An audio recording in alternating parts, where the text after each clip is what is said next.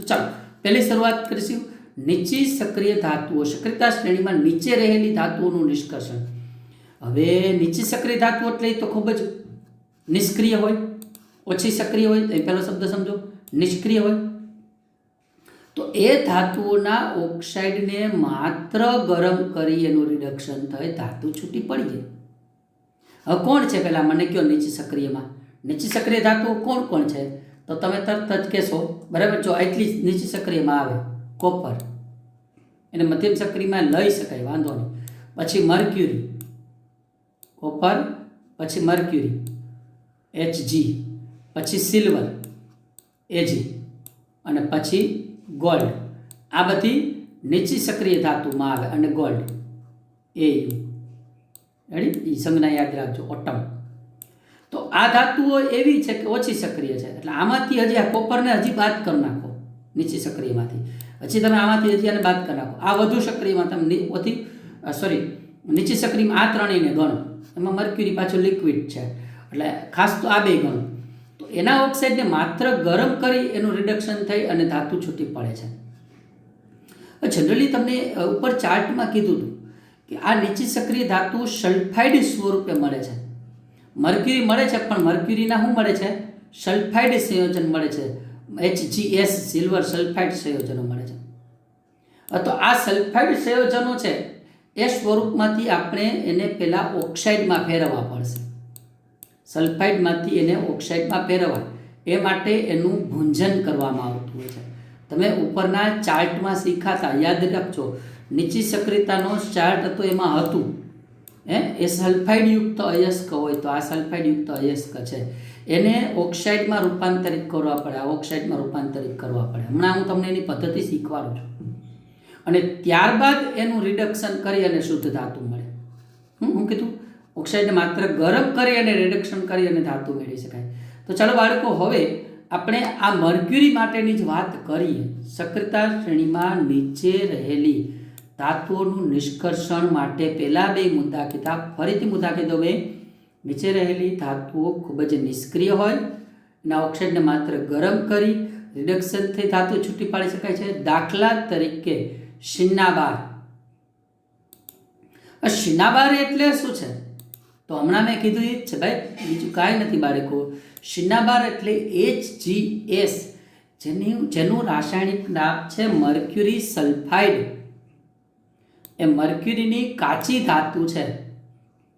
એને જ્યારે હવામાં ગરમ કરવામાં આવે છે ત્યારે પહેલાં તો તે મર્ક્યુરી ઓક્સાઇડમાં ફેરવાઈ જાય છે. હમણાં મેં નીચે લખ્યું હતું બાળકો, ટૂંકમાં HgSમાંથી HgOમાં ફેરવાઈ જાય.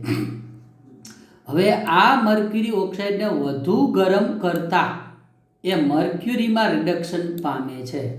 ઉપર કીધું કે આ ધાતુઓ એટલી ઓછી સક્રિય છે કે એના ઓક્સાઇડને માત્ર ગરમ કરી અને એનું રિડક્શન થઈને ધાતુ છૂટું પાડી શકાય. તો મર્ક્યુરી સલ્ફાઇડને પહેલાં મર્ક્યુરી ઓક્સાઇડમાં ફેરવી નાખો, મર્ક્યુરી ઓક્સાઇડને ગરમ કરી અને મર્ક્યુરીમાં રિડક્શન કરો.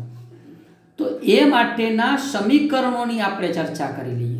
તો હમણાં મેં તમને કીધું હતું કે મર્ક્યુરી સલ્ફાઇડને આપણે વાત કરી કે હવાની હાજરીમાં ગરમ કરતા HgS, આ મર્ક્યુરી સલ્ફાઇડ છે, એને હવાની હાજરીમાં એટલે +O2, બરાબર. અહીંયા યાદ રાખજો, એને ઉષ્મા આપવાની છે. ડેલ્ટા લખી શકો અથવા ઉષ્મા એવો શબ્દ લખી શકો, બરાબર. ગરમ કરતાં પહેલાં તે શેમાં ફેરવાઈ જાય છે? મર્ક્યુરી ઓક્સાઇડમાં ફેરવાઈ જાય છે. અને આ દરમિયાન તે સલ્ફર ડાયોક્સાઇડ વાયુને મુક્ત કરે છે. મિત્રો જોજો, મર્ક્યુરી સલ્ફાઇડને હવામાં ગરમ કરતાં મર્ક્યુરી ઓક્સાઇડમાં ફેરવાઈ જાય છે. એટલી વાત સમજવી છે ને આને બેલેન્સ કરવું છે. મિત્રો આમ જોવા જઈએ તો આ ભૂંજન જ પ્રક્રિયા છે. સલ્ફાઇડને ઓક્સાઇડમાં કન્વર્ટ કરવું એ ભૂંજન છે. છતાં પણ એની વધુ વ્યાખ્યા આગળના મુદ્દામાં આવશે. છતાં પણ વ્યાખ્યા આવશે. અત્યારે આપણે આને સંતુલિત કરવું છે. બાળકો, સંતુલનમાં શું છે અહીંયા તમે જુઓ ખાસ, બરાબર, કે મર્ક્યુરી 1 છે, આ મર્ક્યુરી 1 છે, બરાબર. અહીંયા મર્ક્યુરી આપેલ છે, Hg એક અણુ આપેલો છે, બરાબર. હવે સલ્ફર જુઓ, અહીંયા એક સલ્ફરનો અણુ છે, અહીંયા પણ એક સલ્ફરનો અણુ છે. હવે અહીંયા જુઓ, અહીંયા 2 ઓક્સિજન છે, અહીંયા 1 2 ને 1 3 ઓક્સિજન, આ બાજુ 3 ઓક્સિજન ટોટલ થયા, આ બાજુ 2 જ ઓક્સિજન છે. તો મિત્રો શું કરાય એ તમને એક આઈડિયા આપી દઉં શું કરાય. અને આને 3 ગુણી નખાય એટલે આને 3 દૂને શું થઈ જાય? 6 થઈ જાય. 6 થઈ જાય. તો અહીંયા શું થશે? અહીંયા 2 અને અહીંયા 2 એટલે આ 2 × 4 4 અને આ 2 6. હવે તમે જોશો તો હવે આ 6 થઈ ગયા, આ બાજુ ઓક્સિજન 6 થઈ ગયા, અહીંયા 3 × 6 આ પણ 6 ઓક્સિજન થઈ ગયા. હવે અહીંયા આમ 2 લખ્યા છે બાળકો, અહીંયા 2 લખ્યા મેં, તો મર્ક્યુરી 2 થઈ ગયા ને તો અહીંયા 2 લખી નાખો એટલે સલ્ફર પણ જો અહીંયા 2 લખ્યા હતા એટલે સલ્ફર એ 2 થઈ ગયા. આ સંતુલિત થઈ ગયું કહેવાય. આને શું કહેવાય? સંતુલિત. અને મિત્રો અને એક સરળ વાત તમને કહી દઉં છું બાળકો, અને સરળ રીતે યાદ રાખવું હોય ને તો એની શોર્ટકટ છે યાદ રાખવા માટે. શું કરાય એ તમને કહી દઉં. તમારે શું કરવાનું? આનું શોર્ટકટમાં યાદ રાખવાનું 23 22. શું યાદ રાખવાનું થશે? 23 22. તમને એમ થાય આ વળી શું? તો અહીંયા 2 લખ્યા હતા ને, જો આ 2 3 આ 23, આ 2 અને અહીંયા 2 લખ્યા હતા મેં, 23 22. બરાબર?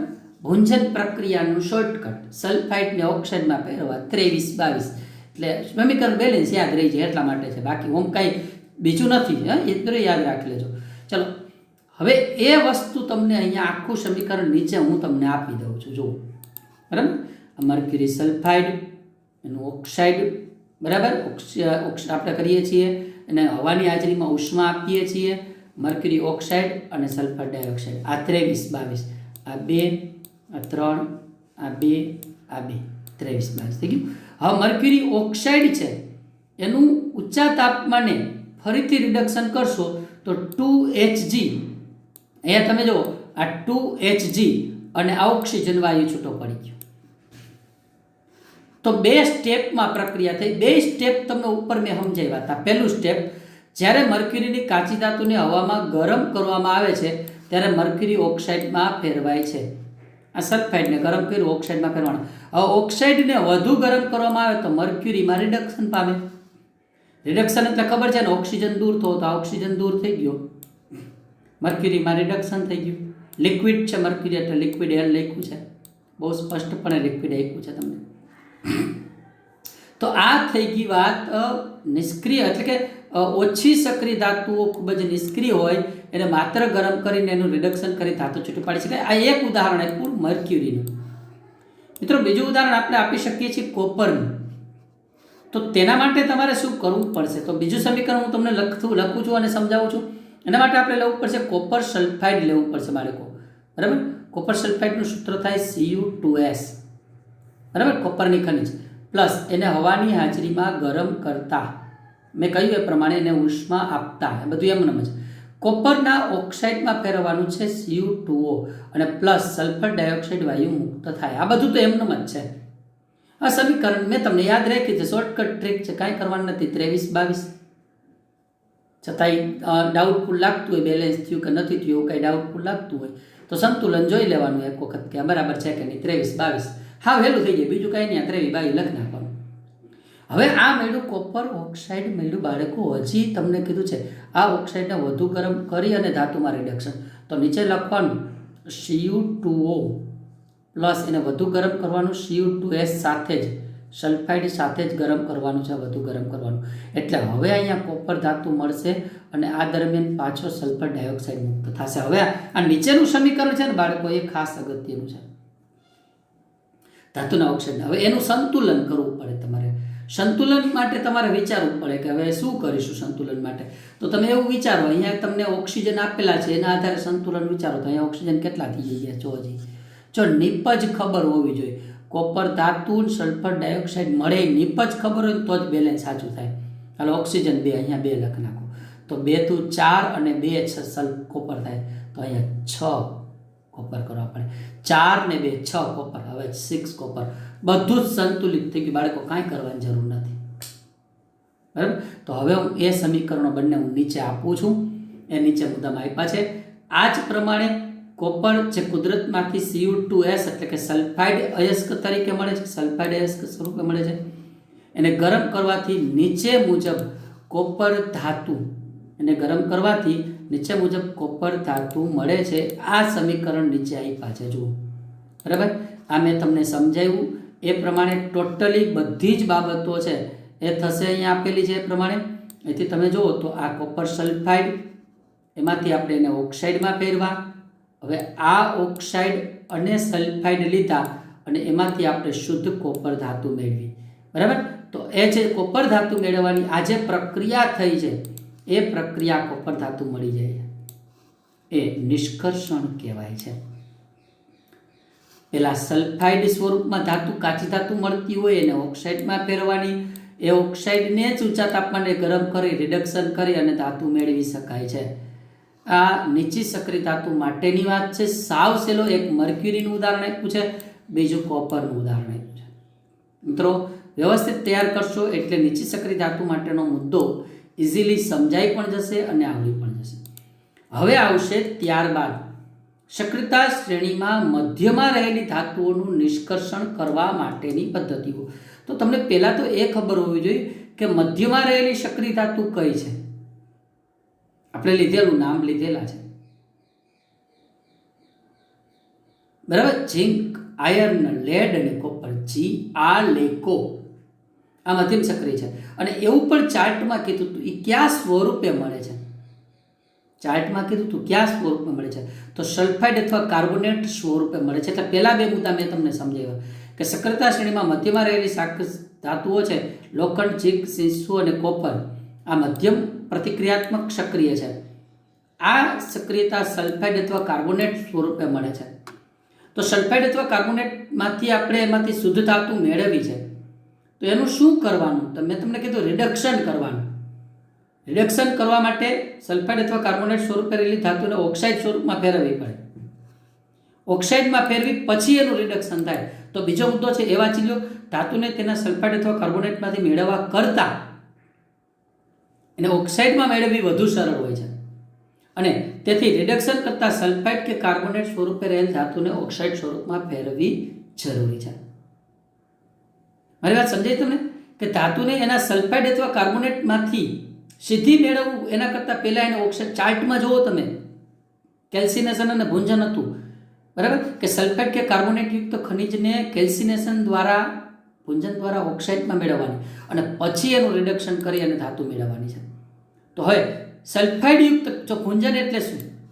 તો સલ્ફાઇડયુક્ત કાચી ધાતુને વધુ હવાની હાજરીમાં સખત ગરમ કરતા ધાતુ ઓક્સાઇડમાં ફેરવાય. આ પદ્ધતિને ભૂંજન કહેવાય છે. અને કાર્બોનેટયુક્ત સંકેન્દ્રિત કાચી ધાતુને મર્યાદિત હવાની હાજરીમાં સખત ગરમ કરતા ધાતુ ઓક્સાઇડમાં ફેરવાય. આ પદ્ધતિને કેલ્સિનેશન કહેવાય. મિત્રો આ બે વ્યાખ્યા ખાસ સમજો. હું ઉદાહરણ આપીશ, તમને સમજાઈ જશે.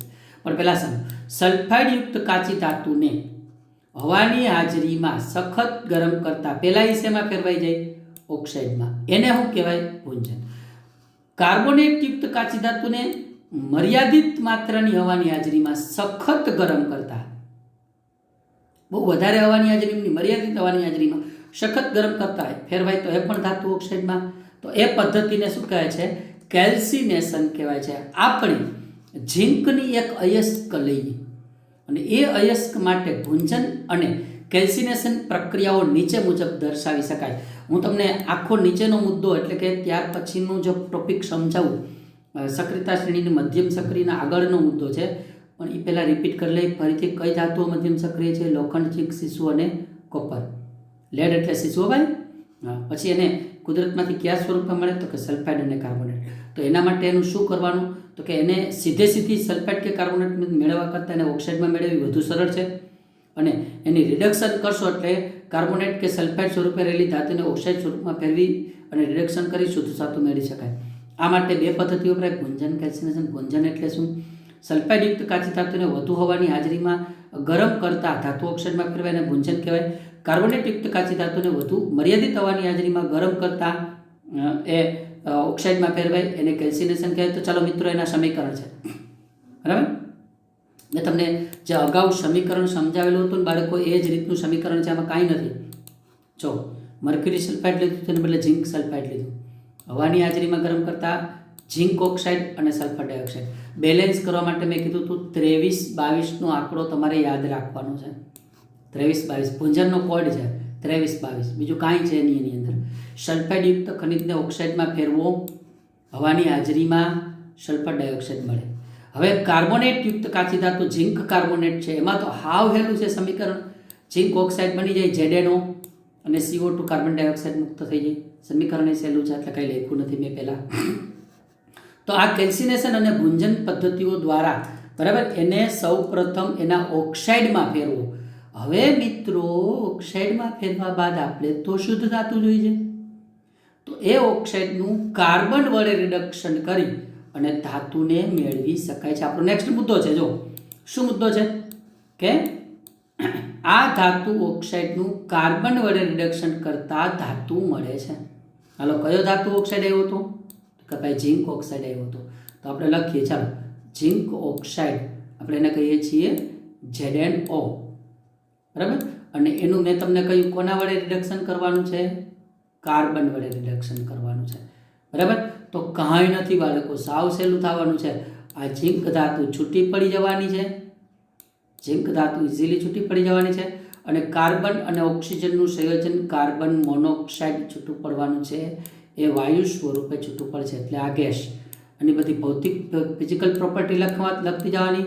આ સોલિડ, રેડી, કાર્બન સોલિડ હોય જ, આ સોલિડ, બરાબર.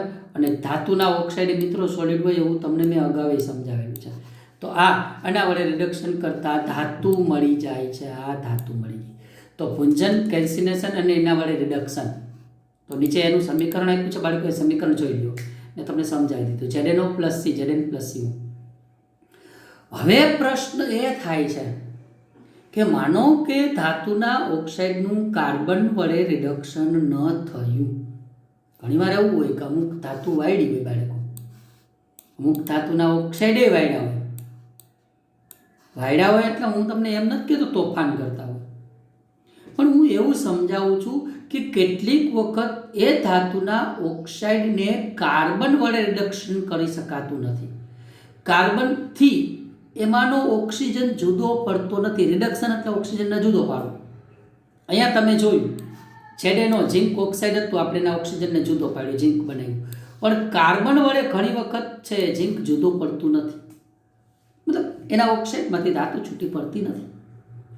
તો શું કરશું? ઘણીવાર એવું બનતું હોય કે આવી ધાતુઓ છે ખૂબ જ સક્રિય ધાતુઓ હોય, જેમ કે સોડિયમ, કેલ્શિયમ, એલ્યુમિનિયમ, એના વડે એનું રિડક્શન કરવાનું.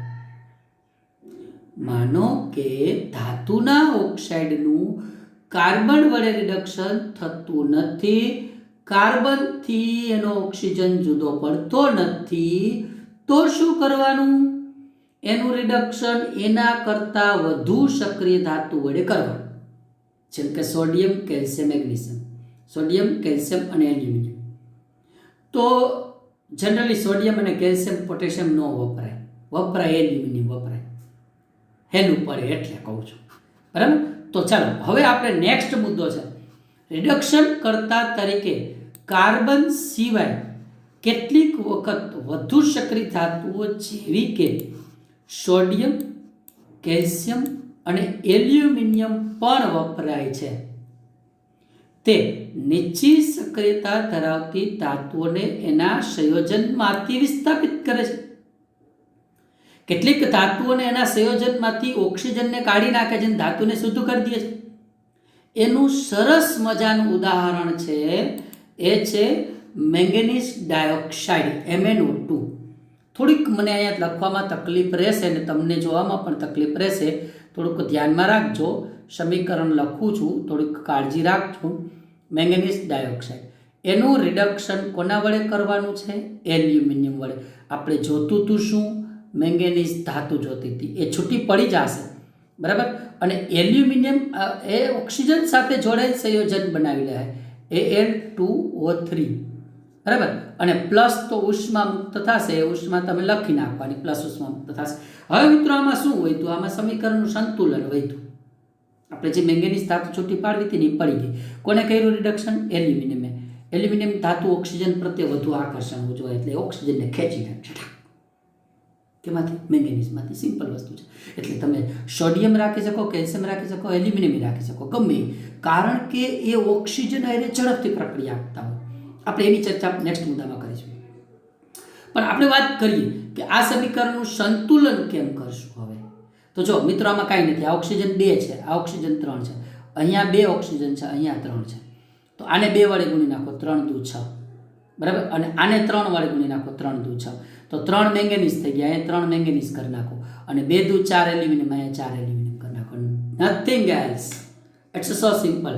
આ સોલિડ, મેંગેનીઝ ઓક્સાઇડ સોલિડ, આ સોલિડ, મેંગેનીઝ સોલિડ, અને એલ્યુમિનિયમનો જે ઓક્સાઇડ બને છે એ ક્ષાર હોય, એટલે તમે સોલિડ લખો તો ભલે, એક્વસ લખો તો ભલે. ચલો મિત્રો, એ સમીકરણ હું નીચે તમને આપી દીધો છું. 3MnO2 4Al 3Mn + 2Al2O3 plus ઉષ્મા. આ મધ્યમ સક્રિય ધાતુઓ માટેની વાત થઈ. મધ્યમ સક્રિય ધાતુઓનું શુદ્ધિકરણની વાત પૂરી થઈ ગઈ. પહેલેથી મુદ્દાઓ જોવા હોય તો એક વખત ફટાફટ યાદ કરાવી દો તમને. કેટલીક ધાતુઓ મધ્યમાં આવતી હોય સક્રિયતાના શ્રેણીની અંદર. કઈ કઈ ધાતુઓ? તો કે ઝિંક, આયર્ન, લેડ અને કોપર. આ ધાતુઓનું શુદ્ધિકરણ કરવા માટે એ સલ્ફાઇડ કે કાર્બોનેટ સ્વરૂપમાં હોય તો એનું કેલ્સિનેશન અને ભૂંજન કરાય. કેલ્સિનેશન ભૂંજનની વ્યાખ્યા અને એના સમીકરણ. કેલ્સિનેશન હોય તો કાર્બોનેટ સ્વરૂપ, ભૂંજન હોય તો સલ્ફાઇડને ઓક્સાઇડમાં ફેરવવાનું. અને આ ઓક્સાઇડનું કાર્બન વડે રિડક્શન કરી ધાતુ મળે એ થઈ ગયો ZnO+C, Zn+CO. અને રિડક્શન કરતા તરીકે કોક સિવાય વધુ સક્રિય ધાતુ હોય, વધુ સક્રિય ધાતુ છે કે સોડિયમ, કેલ્શિયમ, એલ્યુમિનિયમ વડે પર રિડક્શન કરાય એનું સમીકરણ પૂરું. હવે બાળકો, જે છેલ્લું સમીકરણ તમે આ લખ્યું છે ને, આ સમીકરણ એટલે કે આ પદ્ધતિનો ઉપયોગ એક જગ્યાએ થાય છે. એ ક્યાં થાય છે ને એનો એક પ્રશ્ન ભેગો જોઈ લેવાનો છે. એ છે થર્મિટ પ્રક્રિયા. તો થર્મિટ પ્રક્રિયા સમજાવો. થર્મિટ પ્રક્રિયા એટલે શું? તો મિત્રો, થર્મિટ પ્રક્રિયા એટલે બીજું કાંઈ નથી કે કેટલીક વખત વધુ સક્રિય ધાતુ ઓછી સક્રિય ધાતુને એના સંયોજનમાંથી વિસ્થાપિત કરી શકાય. હમણાં તમે જોયું કે એલ્યુમિનિયમ, મેંગેનીઝને વિસ્થાપિત કર્યું. એ પદ્ધતિનો ઉપયોગ આપણે થર્મિટ પ્રક્રિયા તરીકે કરી શકીએ, કારણ કે આ પ્રક્રિયા દરમિયાન ઉષ્મા મુક્ત થાય છે. એ ઉષ્માક્ષેપક છે. એટલે થર્મિટ પ્રક્રિયાનો ઉપયોગ આપણે આ પદ્ધતિની અંદર કરી શકીએ છીએ. શા માટે કરી શકીએ છીએ? કે જ્યારે કોઈ વધુ સક્રિય ધાતુ વડે ઓછી સક્રિય ધાતુનું વિસ્થાપન કરો છો તમે એના સંયોજનમાંથી, ત્યારે શું મુક્ત થાય છે? ઉષ્મા મુક્ત થાય છે. એ પ્રક્રિયા કેવી પ્રક્રિયા છે? ઉષ્માક્ષેપક પ્રક્રિયા છે. એટલે એ પ્રક્રિયાનો ઉપયોગ, એ ઉષ્માનો ઉપયોગ કરી શકીએ છીએ. ક્યાં કરીએ છીએ એ તમને કહી દઉં. રેલવેના પાટા અથવા મશીનના તિરાડના ભાગોને સાંધવા માટે, જોડવા માટે. જો મિત્રો, મુદ્દો હું તમને સમજાવી દઉં. વધુ સક્રિય ધાતુ ઓછી સક્રિય ધાતુને એના સંયોજનમાંથી વિસ્થાપિત કરી શકે છે. આવી વિસ્થાપન પ્રક્રિયાઓ ખૂબ જ વધુ ઉષ્માક્ષેપક હોવાથી ધાતુ પીગળેલ અવસ્થામાં મળે છે. આવી પ્રક્રિયાને થર્મિટ પ્રક્રિયા કહેવાય છે. હવે એક બહુ સરસ મજાની વાત સમજાવું છું, એ તમને આની અંદર મુદ્દામાં જ સમજાવી દઈશ, બરાબર. તો આ પદ્ધતિ એટલે કે આ થર્મિટ પ્રક્રિયા છે. દાખલા તરીકે આયર્નનો ઓક્સાઇડ એટલે Fe2O3. જો અહીંયા આયર્નની સંયોજકતા 3 છે, આયર્નની સંયોજકતા 3 છે, એટલે ઓક્સિજનના 3 મળ્યા છે. યાદ રાખજો, Fe+3 હોય. અને એની એલ્યુમિનિયમ સાથેની પ્રક્રિયાથી આયર્ન પીગળેલ ધાતુ એનો ઉપયોગ રેલવેના પાટા અને મશીનની તિરાડના ભાગોને જોડવા માટે થાય. મારી વાત સમજાઈશ તમને? આયર્નનો ઓક્સાઇડ જે Fe2O3 છે એનું એલ્યુમિનિયમ વડે રિડક્શન કરશો એટલે લોખંડ પીગળેલ ધાતુ મળશે. એ પીગળેલી ધાતુ લોખંડના એટલે કે રેલવેના પાટા અને કોઈ મશીનની તિરાડોમાં ભરાઈ જશે અને એને સાંધવા માટેનો ઉપયોગ થશે. એનું સમીકરણ હું તમને અહીંયા લખી દઉં છું. હાલો, આપણે આયર્નનો ઓક્સાઇડ છે તો એનું સમીકરણ હું લખ્યું ઉપર જોવો, હજી હું લખ્યું Fe2O3. અને એનું વિસ્થાપન આપણે કોના વડે કરવાના છીએ? આયર્નનું એલ્યુમિનિયમ વડે, બરાબર. તો મળી જવાની છે શું? Fe ધાતુ. મિત્રો, આ લિક્વિડ ફોર્મમાં મળશે. અહીંયા લિક્વિડ લખવાનું છે. યાદ રાખજો, આ મહત્વની ભૌતિક પરિસ્થિતિ છે લિક્વિડ. એનું બહુ જ ધ્યાનમાં રાખવામાં આવે. આ પ્રક્રિયા થર્મિક પ્રક્રિયા છે. +A2O3 અને પ્લસ મેં તમને કીધું આ દરમિયાન પુષ્કળ ઉષ્મા મુક્ત થાય છે. ઉષ્માક્ષેપક પ્રક્રિયા. સમીકરણનું બેલેન્સ અગાઉ કીધું હતું. જો આ 3 છે, આ 3 જ છે O3, એટલે આમાં કાંઈ કરવાનું નથી. કાંઈ નહીં. Al2 એટલે 2Al અને Fe2 એટલે 2Fe. નથિંગ એલ્સ, કાંઈ કરવાનું નથી. આ બેલેન્સ. તો આ રીતે આ પ્રક્રિયાનો ઉપયોગ થતો હોય રેલવેના પાટા અને મશીનની તિરાડોને સાંધવા માટે એવી પ્રક્રિયા થર્મિક પ્રક્રિયા તરીકે ઓળખવામાં આવે છે. શું થાય થર્મિક પ્રક્રિયા? એટલે વધુ સક્રિય ધાતુઓ ઓછી સક્રિય ધાતુને એના સંયોજનમાંથી વિસ્થાપિત કરે એ દરમિયાન ખૂબ જ વધુ પ્રમાણમાં ઉષ્મા મુક્ત થાય એટલે ધાતુ પીગળેલી અવસ્થામાં મળે. આ પ્રક્રિયાને થર્મિક પ્રક્રિયા કહેવાય છે. એનું સમીકરણ નીચે આપ્યું છે મિત્રો, અને એ એક તમને ફોટોચિત્ર આપ્યું છે. એ ફોટોચિત્ર જુઓ તમે. એક ભાઈ છે રેલવેના પાટાને સાંધે છે. એ થર્મિક પ્રક્રિયાનો ઉપયોગ કરે છે. આયર્નના ઓક્સાઇડની એલ્યુમિનિયમ ધાતુ સાથેની પ્રક્રિયાથી આયર્ન પીગળેલ લોખંડ થઈ જાય અને ઉષ્માનો ઉપયોગ થઈને એ લોખંડ હંધાઈ જાય, એના માટેનો ઉપયોગ થાય. આ પ્રક્રિયા થર્મિક પ્રક્રિયા કહેવાય છે. હવે ત્યાર પછી સક્રિયતાના ટોચ પર રહેલી ધાતુઓનું નિષ્કર્ષણ કેવી રીતે કરવું એ માટેનો મુદ્દો છે, એ આપણે નેક્સ્ટ મુદ્દા તરીકે શીખીશું. અથવા મિત્રો આપણે સક્રિયતા શ્રેણીમાં ટોચ પર રહેલી ધાતુઓનું નિષ્કર્ષણ સમજવું છે. તો બાળકો, મેં તમને એક વસ્તુ વાત કરી કે મધ્યમ સક્રિય ધાતુઓ બાદ આપણે ઊંચી સક્રિય ધાતુ જોનું નિષ્કર્ષણ કરવું હોય તો પહેલાં તો એ સમજી લો ઊંચી સક્રિય ધાતુઓ કઈ છે. તો પોટેશિયમ, સોડિયમ, કેલ્શિયમ, મેગ્નેશિયમ અને એલ્યુમિનિયમ આ વધુ સક્રિય ધાતુઓ છે. માનો કે આપણે વાત કરીએ સોડિયમની, સોડિયમ ક્લોરાઇડ મીઠું, એમાંથી આપણે સોડિયમ ધાતુ છૂટી પાડવી છે. તો બાળકો એક શા માટે એના માટેની પદ્ધતિ અલગ હોય એ તમને કહી દઉં. કારણ કે વધુ સક્રિય ધાતુ હોય ને મિત્રો, એનું કાર્બન વડે રિડક્શન ન થાય.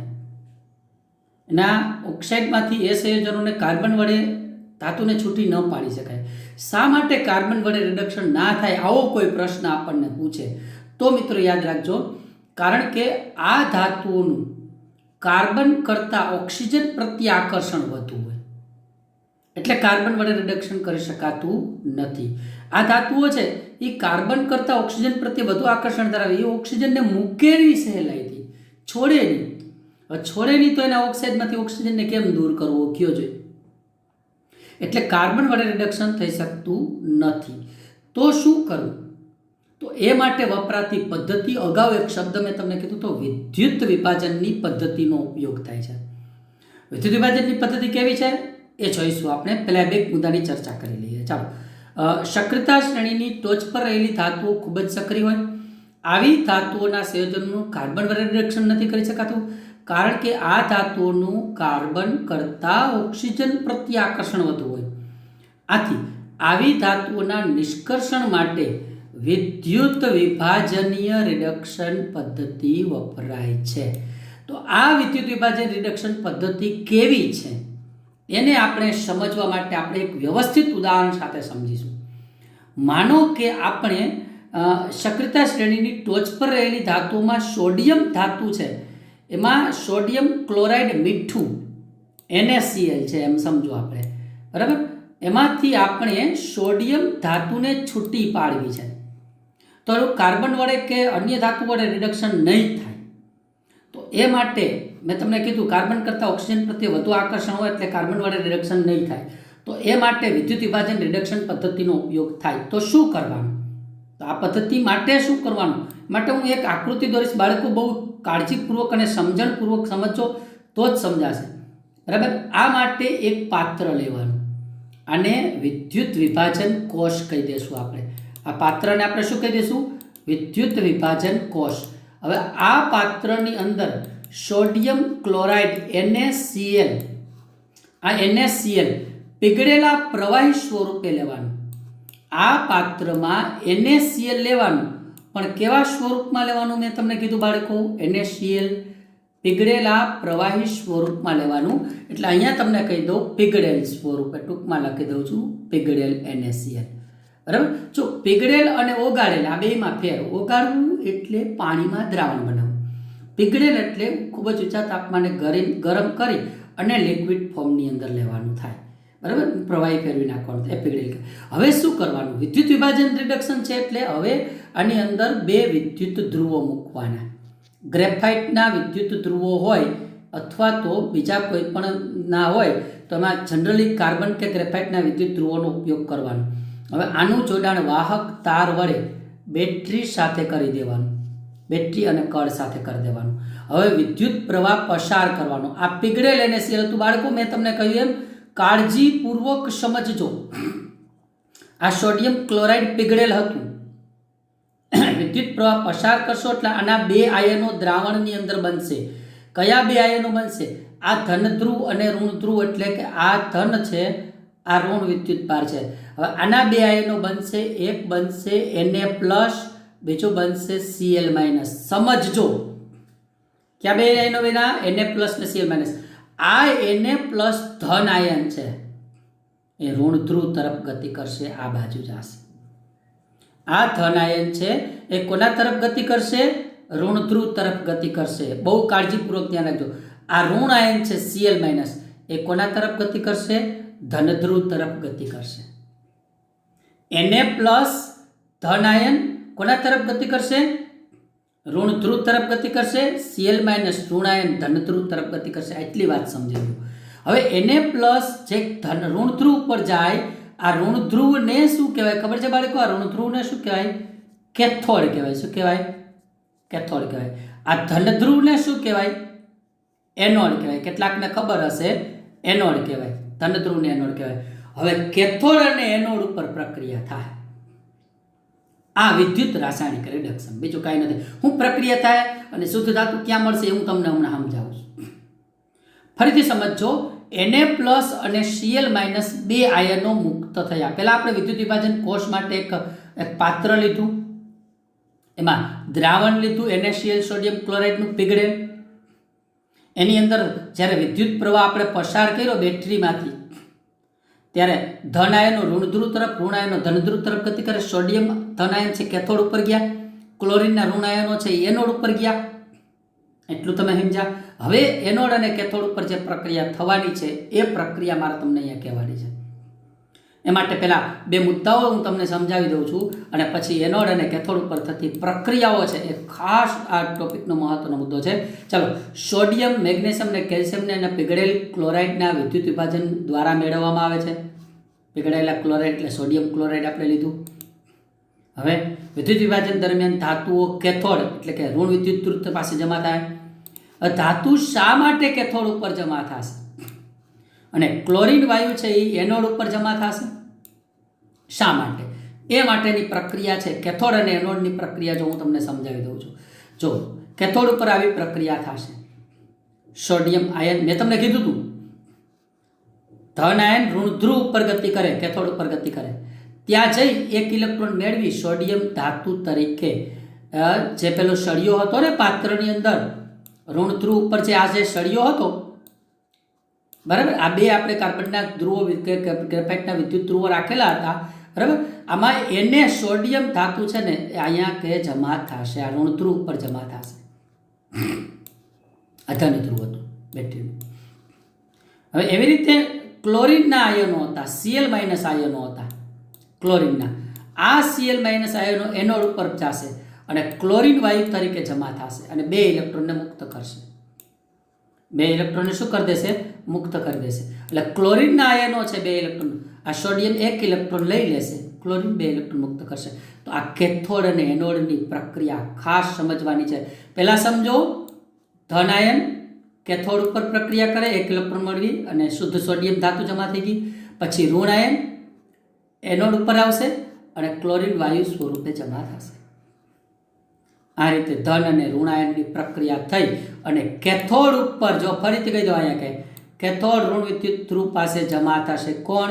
ધાતુઓ, એટલે કે સોડિયમ ધાતુ. અને ક્લોરીન વાયુ એનોડ પાસે ઋણ વિદ્યુત ધ્રુવ પાસે જમા થાય છે. આ વિદ્યુત રાસાયણિક રિડક્શન પદ્ધતિ કહેવાય છે.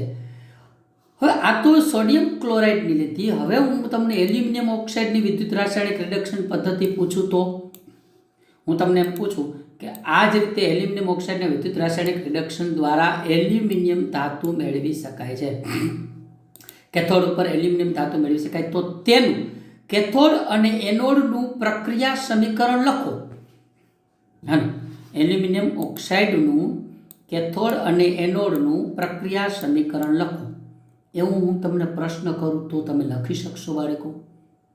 બરાબર, ટ્રાય કરજો, પ્રયત્ન કરજો. ન સમજાય આ એલ્યુમિનિયમ ઓક્સાઇડનું કેથોડ અને એનોડનું, તો એ આપણે ઝૂમ મિટિંગમાં ચર્ચા કરવી અને પૂછવું.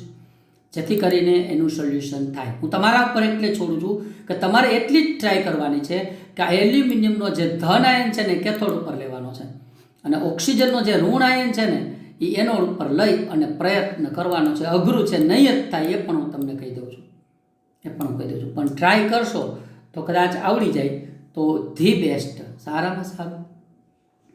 તો મિત્રો અહીંયા બધી પ્રક્રિયાઓ પૂરી થઈ. ઉચ્ચી સક્રિય ધાતુ, મધ્યમ સક્રિય ધાતુ, નીચી સક્રિય ધાતુના શુદ્ધિકરણની પદ્ધતિ પૂરી થઈ. હવે એમાં આપણે ઉચ્ચી સક્રિય ધાતુમાં વિદ્યુત રાસાયણિક રિડક્શન પદ્ધતિ એટલે કે વિદ્યુત વિભાજનીય શુદ્ધિકરણ પદ્ધતિ લીધી, પણ એને કોપરના વિદ્યુત વિભાજનની પદ્ધતિ દ્વારા સમજવાનું છે. આ પાઠનો મોસ્ટ આઈએમપી ક્વેશ્ચન છે બાળકો. 3 માર્કમાં પૂછાવા લાયક, 4 માર્કમાં પૂછાવા લાયક, 3 માર્કમાં કે 4 માર્કમાં આકૃતિ સાથે પૂછાવા લાયક પ્રશ્ન છે. શુદ્ધ ધાતુઓના શુદ્ધિકરણ માટેની વિદ્યુત વિભાજનની પદ્ધતિ આકૃતિ દોરી સમજાવો એવો આપનો પ્રશ્ન છે. તો મિત્રો હું પહેલાં એક વાત તમને થોડીક નાનકડી એવી બાબતો હું તમને કહી દઉં કે કાચી ધાતુમાંથી ધાતુ મેળવવી હોય એમાં, કારણ કે કાચી ધાતુમાં ધાતુ અશુદ્ધ હોય તો એનું શુદ્ધિકરણ કરવું પડે. તો વધુ સક્રિય ધાતુ હોય તો વિદ્યુત વિભાજન પદ્ધતિ દ્વારા શુદ્ધ કરી શકાય છે. અરે વધુ સક્રિય ધાતુ ન હોય તો પણ એને વિદ્યુત વિભાજન પદ્ધતિ દ્વારા શુદ્ધ તો કરી શકાય. તો એમાં કોપર, ઝિંક, ખાસ કરીને કોપર અને ઝિંક, ટીન, નિકલ અને ચાંદી જેવી, સોના જેવી ધાતુઓનું શુદ્ધિકરણ વિદ્યુત રાસાયણિક રિડક્શન પદ્ધતિથી કરી શકાય છે. તો પહેલાં હું 2-3 મુદ્દાની ચર્ચા કરી લઉં, પછી આપણે પદ્ધતિ શીખીશું. જુઓ, પહેલો મુદ્દો, કાચી ધાતુમાંથી મેળવેલ ધાતુ અશુદ્ધ હોય, આથી આ ધાતુનું શુદ્ધિકરણ કરવું જરૂરી છે. તો વિદ્યુત વિભાજન શુદ્ધિકરણ એ અશુદ્ધ ધાતુના શુદ્ધિકરણ માટે સૌથી વ્યાપક વપરાતી પદ્ધતિ છે. મિત્રો યાદ રાખજો, વધુ સક્રિય માટે વપરાતી હોય એવું નથી. વધુ સક્રિય અને ઓછી સક્રિય બંને પ્રકારની ધાતુઓ માટે વપરાતી પદ્ધતિ છે એ વિદ્યુત વિભાજન પદ્ધતિ છે. છેલ્લે જો ચાર્ટ દોર્યો હતો ને, ચાર્ટ જોઈ લો એકવાર. છેલ્લે ધાતુઓનું શુદ્ધિકરણ જે આવે છે ને, વિદ્યુત વિભાજન તો કરવું જ પડે. 100% શુદ્ધ ધાતુ જોતી હોય તો વિદ્યુત વિભાજન કરવું પડે. તો હવે કોપર, ઝિંક, ટીન, નિકલ, ચાંદી જેવી અને સોના જેવી ધાતુઓનું શુદ્ધ કરવા માટે વિદ્યુત વિભાજન રિડક્શન પદ્ધતિનો ઉપયોગ કરવામાં આવે છે. આ પદ્ધતિમાં આ પદ્ધતિ આપણે લીધી તેના જેવી પદ્ધતિ છે. અશુદ્ધ ધાતુના સળિયાને એનોડ તરીકે લેવાનો, શુદ્ધ ધાતુની પટ્ટીને કેથોડ તરીકે બનાવવામાં આવે છે, લેવામાં આવે છે. હમણાં હું આકૃતિ દોરીશ, ત્યાં જોઈશ, ત્યાં કહીશ અને પૂછીશ. અશુદ્ધ ધાતુના સળિયાને એનોડ તરીકે, શુદ્ધ ધાતુની પટ્ટીને કેથોડ તરીકે લેવામાં આવે છે. ચલો, અને ધાતુ ક્ષારના દ્રાવણને વિદ્યુત વિભાજિત દ્રાવણ તરીકે લેવાનું છે. જે અંદર દ્રાવણ લઈશું ને આપણે જે આકૃતિ દોરી હતી એવી જ આકૃતિ દોરવાની. આપણે જે દ્રાવણ લઈશું વિદ્યુત વિભાજિત દ્રાવણ એ ધાતુ ક્ષારનું દ્રાવણ લેવામાં આવશે. તો ચાલો એની આકૃતિ જોઈએ એટલે તમને ખબર પડી ગઈ. જો ચાલો ફરીથી થોડાક મુદ્દાઓની ચર્ચા કરી લઈએ. બરાબર, મેં કીધું એમ અશુદ્ધ ધાતુનો સળિયો, જો અહીંયા કોપરનું વિદ્યુત વિભાજન કરી છે તો કોપર શબ્દ લખ્યો છે. કોપરને બદલે ખાલી ધાતુનું પૂછ્યું હોય તો અશુદ્ધ ધાતુનો સળિયો. શુદ્ધ કોપરનો સળિયો, ત્યાં શુદ્ધ ધાતુનો સળિયો. શુદ્ધ ધાતુનો સળિયો કેથોડ તરીકે, આ કેથોડ તરીકે. અશુદ્ધ ધાતુનો સળિયો એનોડ તરીકે લેવામાં આવે છે. આવું તમને બહુ સ્પષ્ટ મેં હમણાં તમને કીધું. અને દ્રાવણ તરીકે વિદ્યુત વિભાજ્ય દ્રાવણ, અહીંયા કોપરનું વિદ્યુત વિભાજ્ય કરવું છે એટલે વિદ્યુત વિભાજ્ય દ્રાવણ તરીકે કોપર સલ્ફેટનું દ્રાવણ લેવાનું. એસિડિક કોપર સલ્ફેટનું દ્રાવણ, કોનું વિદ્યુત વિભાજન કરવું છે? કોપરનું. એટલે શું લેવાનું? કોપર સલ્ફેટનું દ્રાવણ. આ યાદ રાખજો, મગજમાં રાખજો. કોપર સલ્ફેટના દ્રાવણને વિદ્યુત વિભાજિત દ્રાવણ તરીકે લેવામાં આવે છે. તમને બાળકો ખાલી વિદ્યુત વિભાજન પૂછવું હોય તો એટલા ફેરફારો. શુદ્ધ કોપરનો સળિયો, ત્યાં શુદ્ધ ધાતુનો સળિયો. અશુદ્ધ કોપરનો સળિયો, ત્યાં અશુદ્ધ ધાતુનો સળિયો. એસિડિક કોપર સલ્ફેટનું દ્રાવણને બદલે વિદ્યુત વિભાજ્ય દ્રાવણ, એટલું લખવાનું. આપણે કોપરનું વિદ્યુત વિભાજન કરવું એટલે કોપર સલ્ફેટનું દ્રાવણ લઈએ છીએ. ચલો બાળકો, હવે બંને વિદ્યુત ધ્રુવ, અહીંયા અશુદ્ધ કોપરનો, અહીં શુદ્ધ કોપરનો, અહીંયા શુદ્ધ કોપરનો સળિયો છે. દ્રાવણમાંથી વિદ્યુત પ્રવાહ પસાર કરવાનો છે. વાહક તાર વડે આપણે એને જોડી દીધું છે. આ ધન ધ્રુવ છે અને અહીંયા ઋણ ધ્રુવ છે. બરાબર, આ ધન ધ્રુવ અને ઋણ ધ્રુવ. ઋણ ધ્રુવ એટલે કેથોડ થાય, ધન ધ્રુવ એટલે એનોડ થાય. તમે દ્રાવણમાંથી વિદ્યુત પ્રવાહ પસાર કરશો ને એટલે 2 આયનો, કોપરના આયનો મુક્ત થશે. Cu+2 આયનો મુક્ત થશે. 2 આયનો નહીં પણ કોપરના આયનો મુક્ત. ક્યાં મુક્ત થાય ખબર બાળકો તમને?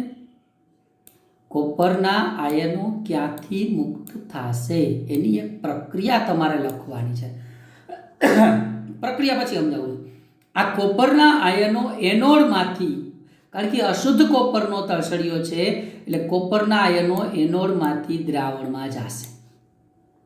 ક્યાં જશે? દ્રાવણમાં.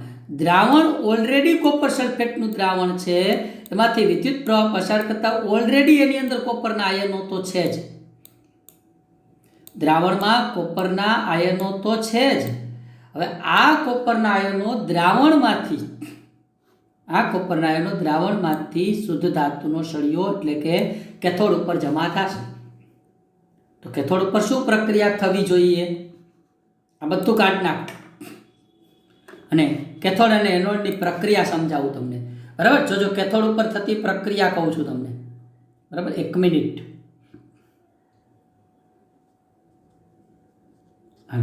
મેં શું સમજાવ્યું તમને કે કેથોડ ઉપર કોપરના આયનો દ્રાવણમાંથી જાશે, 2 ઇલેક્ટ્રોન લઈ અને શુદ્ધ કોપર તરીકે જમા થશે. એનોડ ઉપર શું પ્રક્રિયા થશે? એનોડ ઉપર બરાબર કે અશુદ્ધ કોપર હતું. આ કેવું હતું? અશુદ્ધ હતું બાળકો, યાદ રાખજો. અને એ એનોડ ઉપર હંમેશા ઇલેક્ટ્રોન ગુમાવાય એટલે કોપરનું આયન બની જશે Cu+2 અને 2 ઇલેક્ટ્રોન. હવે સમજો, આ એનોડ ઉપર શું બન્યું? કોપરનો શું બન્યો? આયન બન્યો Cu+2. એ ક્યાં ગયો? દ્રાવણમાં. દ્રાવણમાંથી કોપરના આયનો ક્યાં ગયા? કેથોડ ઉપર અને શુદ્ધ કોપર તરીકે જમા થાય. અહીંયા આ બાજુના સળિયા ઉપર શુદ્ધ કોપર જમા થવા લાગશે. આપણે જોતું હતું ને એ શુદ્ધ કોપર કેથોડ ઉપર જમા થવા લાગશે એટલે જ આપણે ત્યાં શુદ્ધ કોપરનો સળિયો રાખ્યો હતો, એની ઉપર શુદ્ધ કોપર જમા થાય. અને માનો કે દ્રાવણમાં અશુદ્ધિઓ વહીતી, કારણ કે આ કોપર સલ્ફેટનું દ્રાવણ લીધું હતું, આ અશુદ્ધ કોપરનો સળિયો હતો એટલે એની અંદર જે અશુદ્ધિઓ હતી એ દ્રાવણના તળિયે ભેગી થઈ જાય. આ અશુદ્ધિઓ, એ અશુદ્ધિઓને એનોડિક પંક કહેવાય બાળકો. એનોડિક પંક, એનોડ પંક કહેવાય. એનોડ મળ કહેવાય. મળ એટલે અશુદ્ધિ. હવે નીચે હું તમને કેથોડ અને એનોડની પ્રક્રિયા સમીકરણો છે. જો અહીંયા તમે દ્રાવણમાં જો આ કોપરના આયનો આવ્યા, જો આ કોપરના આયનો અહીંયા દ્રાવણમાં આવ્યા, જો વ્યવસ્થિત. બરાબર, આ એનોડમાંથી કોપરના આયનો એનિમેશન બતાવું છું. કોપરના આયનો આવે છે, જો કોપરના આયનો દ્રાવણમાં આવ્યા. હવે હું ક્લિક કરું છું તમને અને દ્રાવણમાંથી કોપરના આયનો છે એ ક્યાં જશે? હવે કેથોડ ઉપર. હવે જોજો એનિમેશનમાં જોજો વ્યવસ્થિત. જો આ દ્રાવણમાંથી કોપરના આયનો કેથોડ ઉપર જાય છે. બરાબર, અને કોપર તરીકે જમા થાય છે. એ માટેના પ્રક્રિયા સમીકરણો સાથે આપણે શીખીશું. પહેલાં એક મુદ્દો છે એ જોઈ લઈએ અને પછી એના કેથોડ અને એનોડની પ્રક્રિયા. આકૃતિમાં દર્શાવ્યા પ્રમાણે સાધનો ગોઠવો. વિદ્યુત વિભાજ્યમાંથી વિદ્યુત પ્રવાહ પસાર કરતા એનોડમાંથી અશુદ્ધ ધાતુ છે એ ઓગળે છે વિદ્યુત વિભાજ્યમાં. આમાંથી અશુદ્ધ ધાતુ વિદ્યુત વિભાજ્યમાં આવે છે, દ્રાવણમાં આવે છે આયનો, અને વિદ્યુત વિભાજ્યમાંથી સમતુલ્ય માત્રામાં શુદ્ધ ધાતુ કેથોડ પર જમા થાય છે. બરાબર, એટલી જ માત્રામાં શુદ્ધ ધાતુ આમાંથી કેથોડ ઉપર જમા થાય છે.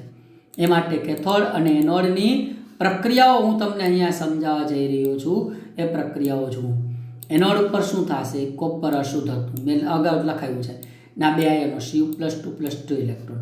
હવે એ કેથોડ ઉપર આ આયનો ગયા અને ત્યાંથી એને 2 ઇલેક્ટ્રોન લઈને શુદ્ધ કોપર તરીકે જમા થઈ ગયા.